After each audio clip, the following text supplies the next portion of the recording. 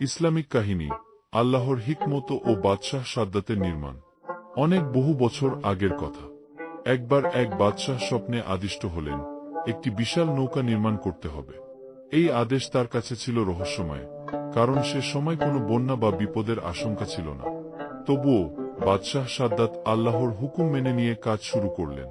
তিনি বললেন, আমি জানি না কেন আমাকে এই নৌকা বানাতে বলা হয়েছে, তবে আমি জানি আল্লাহর হুকুমে রহমত লুকিয়ে থাকে।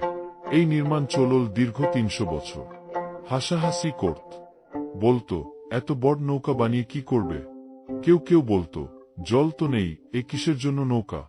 তবুও বাদশাহ থামেননি। প্রতিদিন তিনি গাছ কাটতেন, কাঠ চেরাই করতেন, আর এক টুকরো করে নৌকা তৈরি করতেন। তার পরিবারও তাকে বুঝতে পারত না।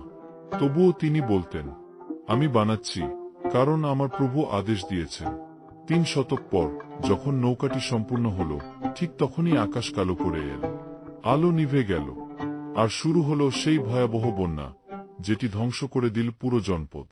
শুধু ওই নৌকাতেই রক্ষা পেল কিছু মানুষ ও প্রাণী।